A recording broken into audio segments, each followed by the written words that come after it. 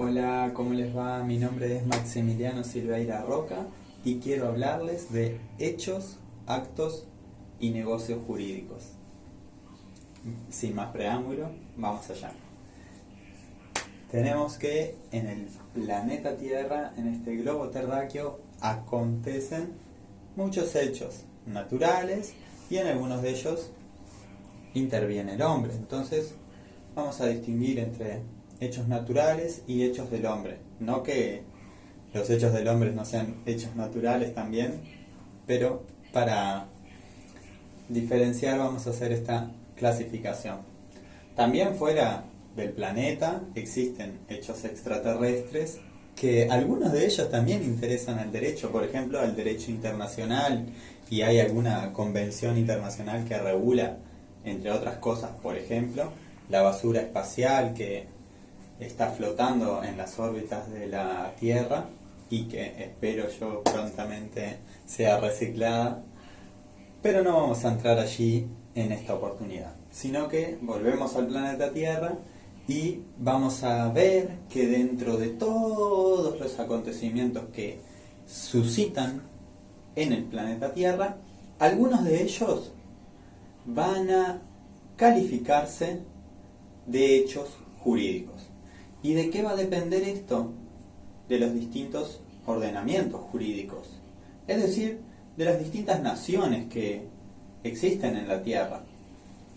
Cada nación tiene su propia normativa y es esta normativa que atiende distintos sucesos o hechos en sentido amplio, hechos naturales, en algunos que interviene el hombre.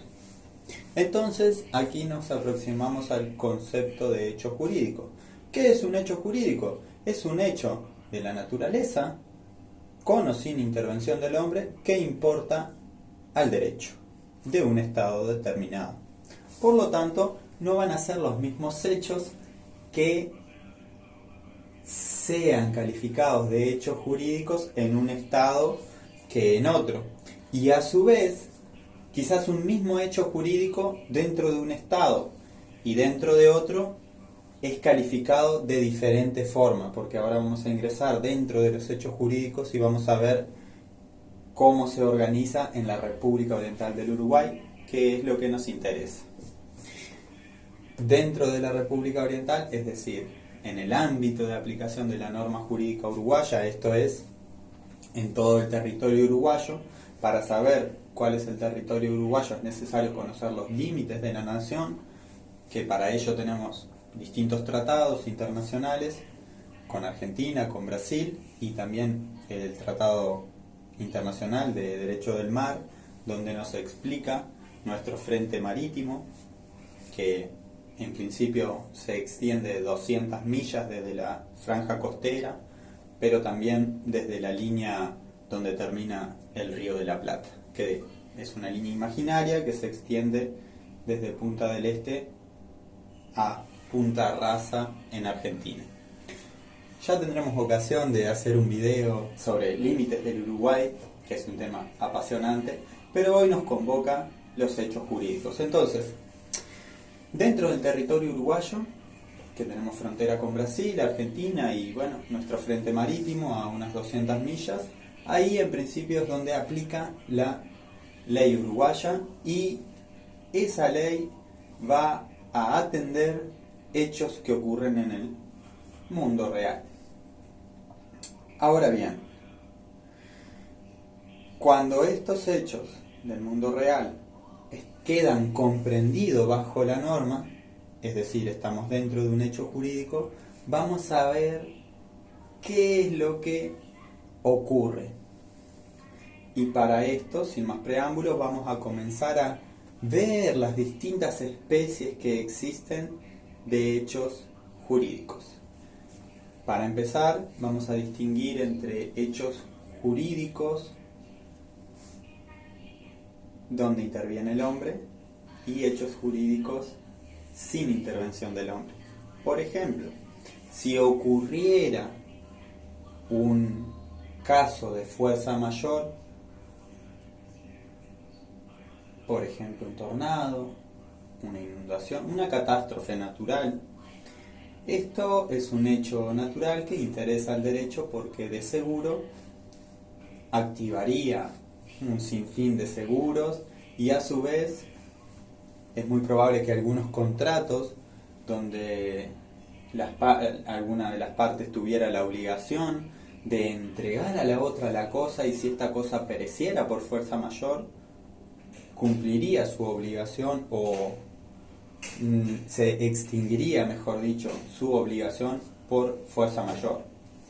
Entonces, estos son hechos donde no interviene el hombre, pero son hechos jurídicos porque sí importan al derecho y están comprendidos dentro de la norma jurídica. También tenemos los hechos que sí interviene el hombre y es aquí que vamos a distinguir entre dos categorías, o mejor dicho así, dos categorías, voluntarios e involuntarios. Sabemos que el hombre, además del cuerpo físico y de su espíritu, tiene su alma y que en su alma está la mente, las emociones y la voluntad. La voluntad es esa fuerza que nos impulsa, por decirlo de alguna manera, a hacer o no hacer alguna cosa. Y cuando esa voluntad libre lleva al individuo a actuar, estamos ante un hecho voluntario. Y cuando esa voluntad no está presente, estamos ante hechos involuntarios. Y aquí, un ejemplo de un hecho involuntario puede ser un caso fortuito. Imaginemos que voy conduciendo mi coche y de repente viene un semáforo y lo tengo en verde y cruzo. Y tengo un siniestro porque el semáforo dio en verde también al que venía en el sentido opuesto y ocurre ese evento. Yo no tuve voluntad porque el semáforo estaba en verde, entonces lo normal es que yo cruzara y asimismo el otro. O incluso aunque el otro hubiese tenido el semáforo en rojo, en cuanto a mí no tuve la voluntad de causar ese siniestro.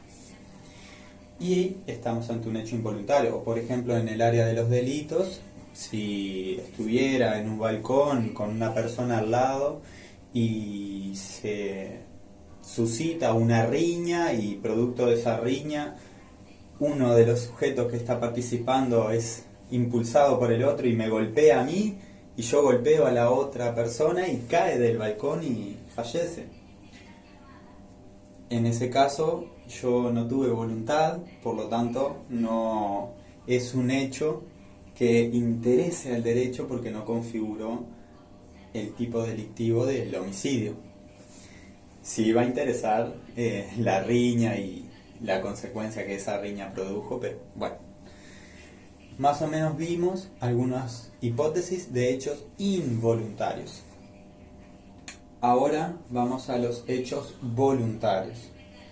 Cuando esta voluntad se dispone con el fin de obtener un objetivo, aquí nos vamos a encontrar con dos especies: hechos jurídicos lícitos y hechos jurídicos ilícitos. Vale decir que tanto los lícitos como los ilícitos son hechos jurídicos porque aquí no importa la licitud, sino que interesa al derecho. Y obviamente al derecho le interesa conocer si un hecho es ilícito para aplicarle la consecuencia, porque un hecho en sí mismo no es ilícito, sino que la existencia de una norma que lo califique de tal lo hace ilícito porque le atribuye a ese hecho una consecuencia. Entonces, dentro de los hechos ilícitos vamos a tener a los delitos civiles o penales y algunas otras categorías, y dentro de los lícitos vamos a encontrar varias categorías también, pero quiero detenerme en una de ellas en particular, que es la que va a ser el centro de este video, los próximos minutos y hasta su culminación, que son los negocios jurídicos. Sí, los negocios jurídicos son una especie de acto jurídico voluntario donde prevalece el poder normativo negocial. Es decir, que los sujetos están facultados por el derecho para disponer libremente según su voluntad para afectar su esfera jurídica. Pueden contraer matrimonio, pueden celebrar contratos, pueden testar, podemos, mejor dicho, hacer todas esas cosas y la norma lo regula para que si hay algún problema también podamos acudir a un sistema legal para resolverlo. Entre otras cosas, la transacción, la negociación y dejar siempre como último recurso el juicio. Convengamos que el juicio puede ser una especie de CTI en términos médicos y no queremos ir ahí a no ser que la cosa sea gravísima y ya no se pueda hacer nada más, pero primero vamos a intentar remedios que puedan sanar sin agravar la situación. Imagínense tener que ir al quirófano para solucionar un simple dolor de cabeza, sería terrible. Quizás tomando un medicamento previo diagnóstico médico era la solución más económica, más saludable, de más pronta recuperación, y así es en el derecho, porque existe una tendencia muy grande de judicializarlo todo, sin discernir que cuando un cliente llega a nosotros, este cliente trae un problema o una situación compleja que no es capaz de resolverla y que él no tiene los conocimientos que nosotros tenemos, y no solo eso, sino que él está inmerso en él y no puede ver lo que nosotros podemos ver. Entonces muchas veces es posible llegar a acuerdos mediante algún proceso que llevará un tiempo de hablar con una parte, otra parte, y de esta manera le brindamos al cliente una solución mucho más rápida y económica que llevándolo a un juicio, generándole perjuicios y los propios del proceso legal, que muchas veces rompen más la situación de lo que en verdad sanan, porque imagínate, ir al quirófano implica muchas veces una apertura del cuerpo y queremos evitarlo lo más posible. Ahora bien, pero claro, si es necesario, se abre y se va al quirófano. Siempre contamos con esa herramienta. Ahora, los negocios jurídicos, según Jorge Gamarra, se dividen en negocios jurídicos declarativos y negocios jurídicos dispositivos. Los negocios jurídicos declarativos son aquellos negocios, por llamarlos de alguna manera, donde la situación jurídica se mantiene igual cuando este negocio jurídico se desarrolla, se desenvuelve, nace, llamémosle como mejor que queramos. Por ejemplo, si yo tengo la obligación de pagar una pensión alimenticia y por medio de una sentencia se determina el monto, mi situación jurídica no cambió porque ya tenía esa carga, simplemente se hizo precisa, se declaró, o como el profesor Carlos de Core menciona, el acertamiento, que viene de la doctrina italiana accertamento, se hace cierto lo que ya estaba. Por ejemplo, cuando tenemos un contrato donde la obligación es de dar cosa genérica, en el momento que yo voy a dar la cosa genérica, dejó de ser cosa genérica, porque hubo un paso anterior entre que yo me obligué a dar 10 toneladas de maíz a que di 10 toneladas de maíz, porque hubo un momento en donde yo separé del género 10 toneladas de maíz y a partir de ese momento, con los requisitos del caso, esas 10 toneladas se hicieron específicas. Ya no son más otras 10 toneladas, son esas 10 toneladas. Entonces, se hizo cierto. Bueno, tenía la deuda o la carga de la pensión alimenticia, pero no sabía cuánto era o cuál era. En el momento que se definió, ya lo supe, entonces quedó cierto. Ese es un ejemplo de negocio jurídico declarativo. Ahora ingresamos a la otra clasificación de Gamarra, que son los negocios jurídicos dispositivos. Y él nos habla de dispositivos en sentido amplio. ¿Por qué en nuestro derecho uruguayo la transferencia de un derecho real, sea el derecho real mayor de propiedad o de dominio, o cualquiera de los derechos reales menores, la transferencia se logra por la suma de dos negocios jurídicos?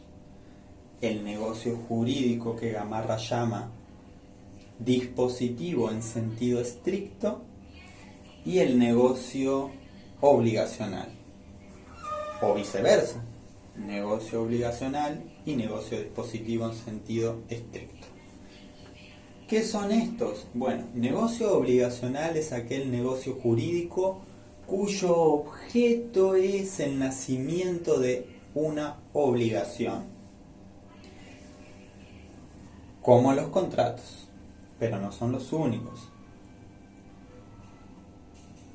Y el negocio dispositivo en sentido estricto es aquel negocio por el cual se da en el mundo real el efecto real. O sea, se hace patente. Si yo te vendo mi celular, en el momento que te entrego el celular, ocurrió el negocio dispositivo. En realidad, las cosas en sí mismas siempre son cosas. Y nuestra relación con esas cosas se llaman derechos. Cuando yo digo en realidad te vendo mi celular, no es que en sí mismo yo te esté dando el celular, sino que conceptualmente lo que yo te estoy dando es mi derecho sobre el celular, porque el celular sigue siendo celular, lo tengas vos o lo tenga yo. Sin embargo, el celular es mío o tuyo dependiendo de quién tiene derecho sobre el celular. Y eso es extraordinario, porque entender esto es clave para comprender lo que vamos a estudiar a continuación en otros videos, que básicamente va a ser el estudio sistemático o el análisis de el Tratado de Derecho Civil Uruguayo, tomo 1, versión estudiantil de Jorge Luis Gamarra, donde voy a ir explicando tema a tema a fin de que cuando lo tengan que estudiar tengan el análisis que yo habré hecho previamente y lo puedan comprender de forma más rápida, o si alguna cosa no lo comprenden puedan acceder a este soporte y de esa manera entenderlo o tener por lo menos otro punto de vista.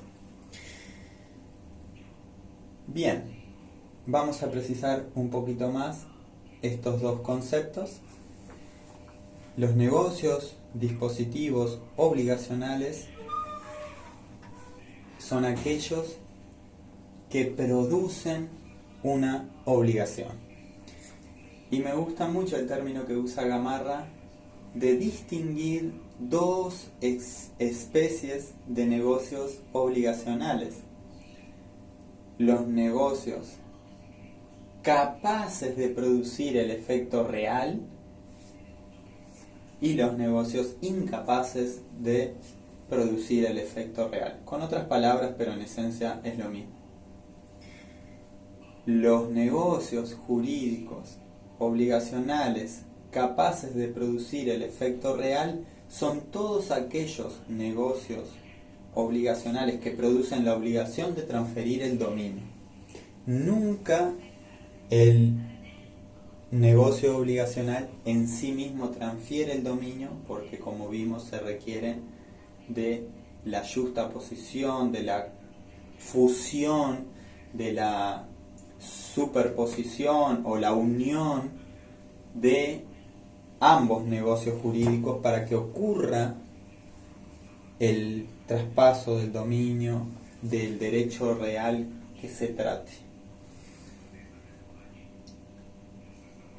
Entonces, existen negocios obligacionales, por ejemplo contratos, que no son idóneos para producir el efecto real.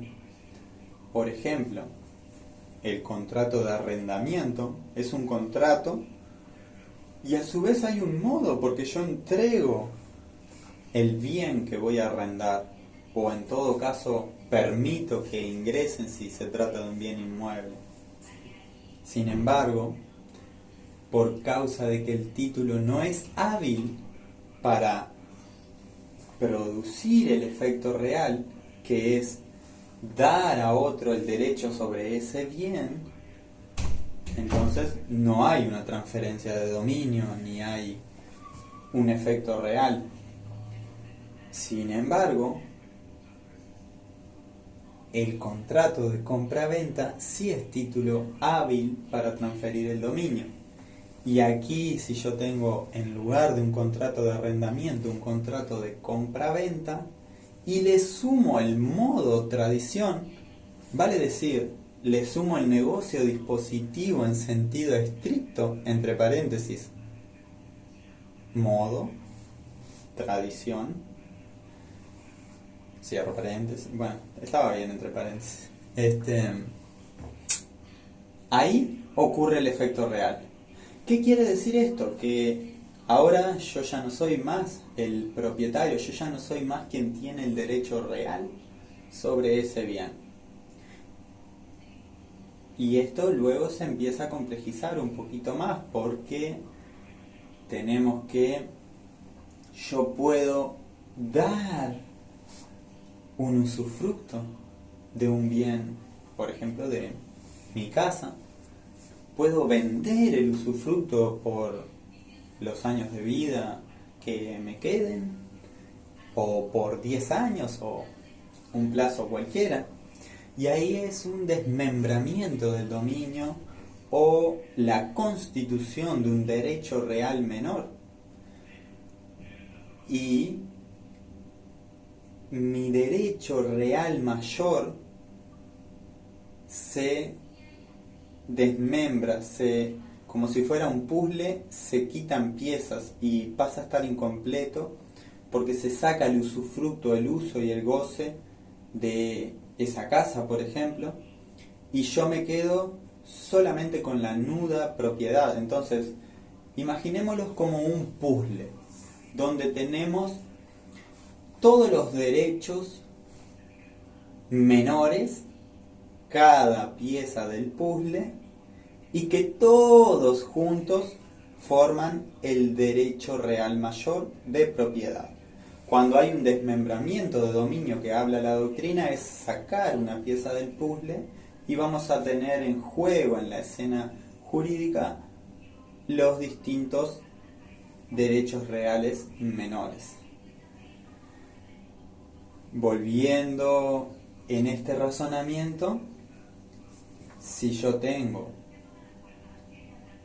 la nuda propiedad, la pieza de nuda propiedad, y a quien yo le vendí el usufructo tiene la pieza de derecho real menor de usufructo, tanto él como yo somos propietarios, aunque con distintos títulos, yo de nuda propiedad y él de usufructo por un plazo de 10 años, tanto él como yo podemos enajenar nuestros derechos, porque tanto en el momento anterior a que vendiese el usufructo y me quedase solamente con la nuda propiedad, lo que algunos comercialistas llaman en materia de acciones vender el usufructo, es como vender la pulpa de la cáscara de la nuez, de la pulpa de la nuez, y la nuda propiedad es como la cáscara de la nuez. Bueno,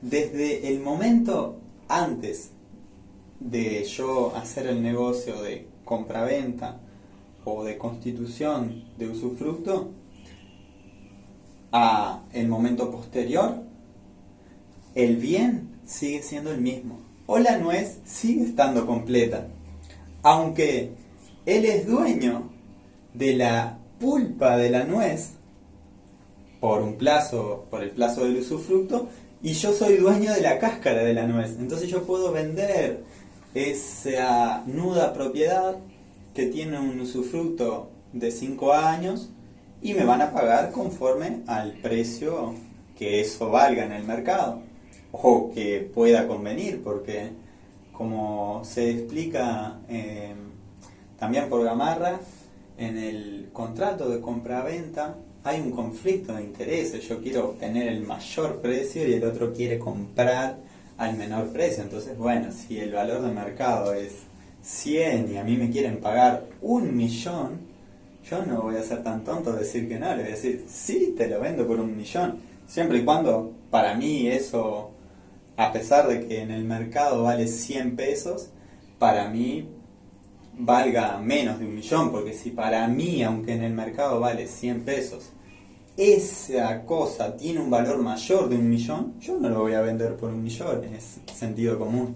Pero en términos generales, salvo cuestiones afectivas u otras particularidades, lo normal es que pueda ser un gran negocio. Ahora bien, lo que busco que se entienda es que los bienes siempre permanecen iguales. Lo que cambia son los derechos que tenemos sobre esos bienes, y lo que se comercializa en la esfera jurídica son los derechos que se tienen sobre los bienes. Y por causa de tener un derecho sobre un bien, yo utilizo el bien conforme al derecho que tengo. Si es el derecho de propiedad, hago lo que se me plazca con el bien en términos de normalidad, de legalidad. Lo puedo usar para lo que sea, puedo destruirlo, puedo sacar sus frutos, puedo alquilarlo, pero también puedo constituir otros derechos reales menores según las circunstancias del caso. Sin más, redondeamos por acá. Voy a hacer un breve y rápido repaso general esquemático para que queden los conceptos principales de estas ideas. Tenemos hechos del mundo real, donde algunos de ellos están comprendidos por la norma jurídica, y a ellos llamamos hechos jurídicos. Vale decir, son hechos jurídicos todos aquellos que son alcanzados por una norma jurídica, no una norma moral, no una norma religiosa, una norma jurídica. Dentro de los hechos jurídicos vamos a tener voluntarios e involuntarios. Dentro de los hechos jurídicos vamos a tener hechos del hombre y de la naturaleza que importan al derecho. Dentro de los hechos del hombre vamos a tener hechos voluntarios e involuntarios. Y dentro de los voluntarios vamos a tener hechos legales e ilegales. Dentro de los legales tenemos los actos jurídicos y los negocios jurídicos. Dentro de los actos jurídicos. Negocios jurídicos, según la explicación de Gamarra, se pueden entender como negocios jurídicos declarativos y negocios jurídicos dispositivos amplio sensu o latus sensu, o en sentido amplio. Y dentro de los negocios dispositivos en sentido amplio tenemos los negocios dispositivos en sentido estricto y los negocios obligacionales, que la suma de estos dos nos da lugar a la transferencia del dominio, si es lo que queremos, porque como vimos existen negocios obligacionales que no transfieren el dominio. Por ejemplo, un poder, por ejemplo, un testamento. Entonces, los que sean hábiles para transferir el dominio, cuando se le sume el negocio dispositivo en sentido estricto, habrá transferencia de dominio.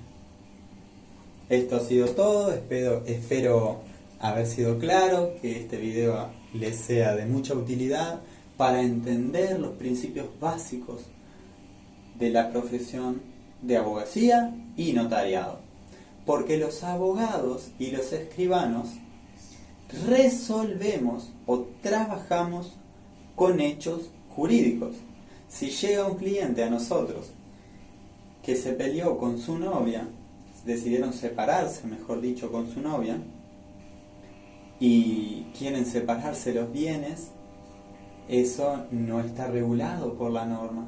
Entonces, ese hecho no interesa al derecho porque no es un hecho jurídico y no tenemos herramientas legales para ayudarles.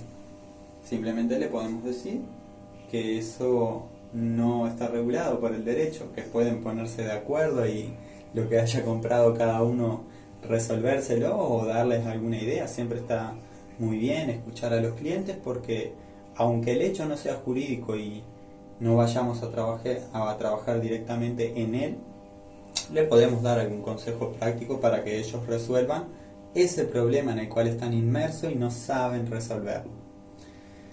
Y luego ese cliente que resolvió su problema seguramente esté muy contento con nosotros y nos mande otros clientes. Por otra parte, dentro de los hechos jurídicos que sí vamos a trabajar con ellos, vamos a tener que analizarlo al caso concreto aplicando estos conocimientos que serían las herramientas que nosotros utilizamos para resolver los casos prácticos o los hechos jurídicos que nos llegan. Entre otras cosas, y a modo de cierre, ponerles un ejemplo práctico. Si un individuo va caminando por la calle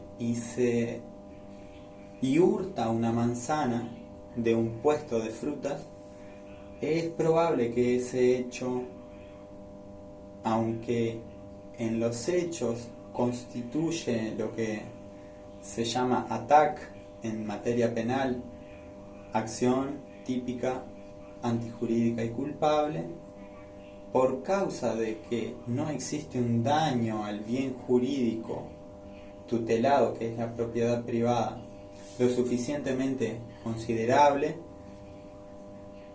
no sería un hecho jurídico propiamente o tratable, lo que algunos autores llaman no es judiciable.